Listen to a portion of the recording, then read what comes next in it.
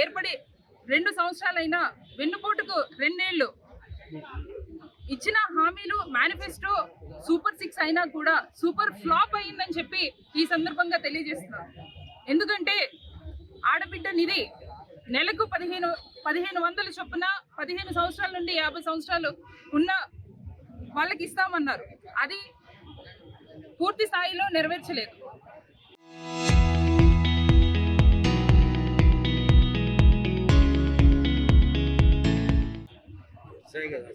Free బస్సులు అన్నారు.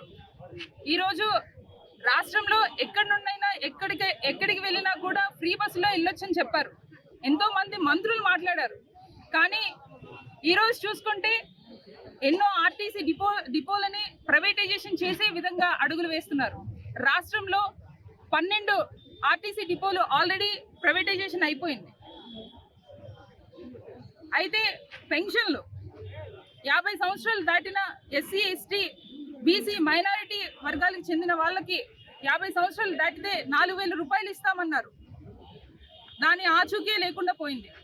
అది కూడా అరాకొరగా ఇవ్వడం జరిగింది. నిరుద్యోగ వృత్తి ప్రతి నెల నిరుద్యోగంతో ఎవరైతే యువత ఉన్నారో వాళ్ళకి 3000 రూపాయలు చొప్పున ఇస్తామని హామీ ఇచ్చారు. కానీ వాళ్ళకు కూడా చేతులెత్తేసిన పరిస్థితులు ఉంది. ఇదే కాక ఫ్రీ గ్యాస్ సిలిండర్లు అన్నారు. దీపం పేరుతో దీపం 1, 2 అన్నారు. ఏ దీపం లేకుండా పోయిందని చెప్పి ఈ సందర్భంగా తెలియజేస్తున్నారు. అన్నదాత సుఖీభవ అని చెప్పారన్నారు. కానీ మొదటి సంవత్సరంలోనే అది కూడా చేతులెత్తేసిన పరిస్థితి ఉంది. అయితే నిన్ను పవన్ కళ్యాణ్కి, లోకేష్ గారికి మించిన అభిమానులు ఉన్నారా జగనన్నకి అని అన్నారు. జగనన్నకి రాష్ట్రంలో అభిమానులు కాదు భక్తులు ఉన్నారని చెప్పి ఈ సందర్భంగా తెలియజేస్తున్నారు.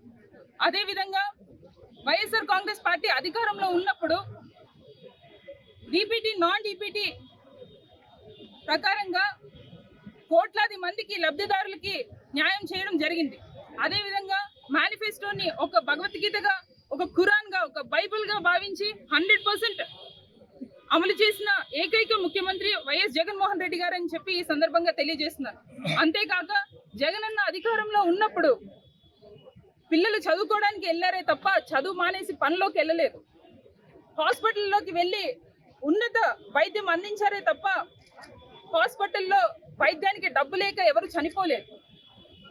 అదేవిధంగా రైతులకు పంట 2 అయ్యింది తప్ప కరువుకి గురవలేదు.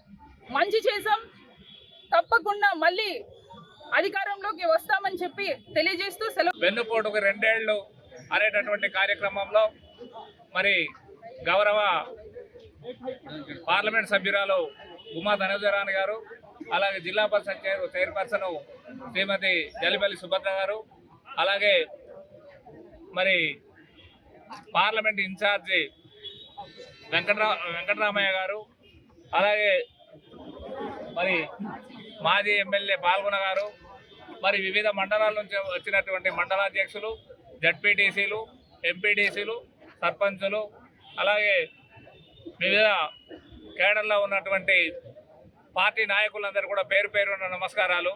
అలాగే మీడియా మిత్రులందరూ కూడా నమస్కారాలు. మిత్రులారా, కూటమి ప్రభుత్వం ఏర్పడి 2 ఏళ్లు దాటింది.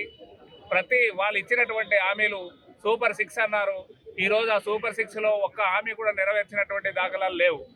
అలాగే మొన్న డిఎస్సి ఏర్పాటు చేసి డిఎస్సిలో అక్రమాలకు పాల్పడి తీవ్రమైనటువంటి స్కాములు చేసినటువంటి దాఖలాలు ఈరోజు కనిపిస్తూ ఉన్నాయి. ఆ అభ్యర్థులే మోసపోయినటువంటి అభ్యర్థులు ఈరోజు మరి ఉద్యోగాలు లేక నడి రోడ్డు మీద తిరిగేటటువంటి పరిస్థితులు.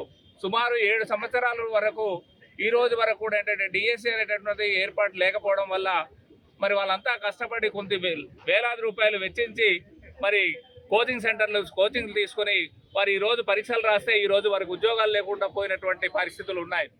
మరి ఈరోజు మరి సిఆర్టీలు ఇలాంటి వాళ్ళు చాలా సంస్థల్లో పనిచేసేటటువంటి అవుట్సోర్సింగ్ ఉద్యోగస్తులు ఎవరైతే ఉన్నారో వాళ్ళందరూ కూడా ఈరోజు సుమారు 6 మాసాల నుంచి జీతాలు చెల్లించినటువంటి దాఖలాలు కూడా లేవు. అలాగే మరి ప్రజలందరూ కూడా మరి మా ప్రభుత్వం ఏర్పడినట్లయితే సంవత్సరానికి 3 గ్యాస్ బండాలు ఇస్తామని చెప్పేసి ఆ హామీని కూడా పూర్తి ఈరోజు నెరవేర్చినటువంటి దాఖలాలు లేవు. అంటే ఈరోజు మరి చాలామందికి మరి పెన్షన్లు ఇస్తామన్నారు, ఆ పెన్షన్లు కూడా పూర్తి స్థాయిలో అందినటువంటి దాఖలు లేవు. అంటే వీళ్ళు ఇచ్చినటువంటి హామీలంతా కూడా బూటగా హామీలుగానే మిగిలిపోయాయి తప్ప ఈ రోజు ప్రజలకి ఇచ్చేటటువంటి సంక్షేమ పథకాలు మాత్రము గోరింత ఇచ్చినటువంటి దాఖలాలు లేవని చెప్పేసి మరి ఈ రోజు నిరసన తెలియజేయడం అనేటటువంటిది జరిగింది. కాబట్టి బాధ్యత వహించి నారా లోకేష్ మరి ఈ డిఎస్సి విషయంలో మరి ఆయన బాధ్యత వహించి తన పదవికి రాజీనామా చేయాల్సినటువంటి అవసరం అయితే ఖచ్చితంగా ఉందని చెప్పేసి ఈ సందర్భంగా మేము డిమాండ్ చేస్తూ ఉన్నాం. అలాగే కూటమి ప్రభుత్వము ఈ పనికిమాలిన తప్పుడు ఆలోచన విధానాలతో తప్పుడు మరి హామీలతో ప్రజల్ని ఇంకా రాబోయేటటువంటి రోజుల్లో మోసం చేయవద్దని చెప్పేసి కూడా ఈ సందర్భంగా మీకు హెచ్చరిస్తూ ఉన్నాం. మరి ఇదే పరిస్థితి జరిగితే ఇలాంటి నిరసనలు, ఈ నిరసన సెగలు మీకు ఇంకా తగులుతాయని చెప్పేసి కూడా ఈ సందర్భంగా గుర్తు చేస్తూ మరి ఈరోజు ఈ కార్యక్రమానికి విచ్చేసినటువంటి మిత్రులందరూ కూడా పేరు పేరున ధన్యవాదాలు తెలియజేస్తా ఉన్నారు.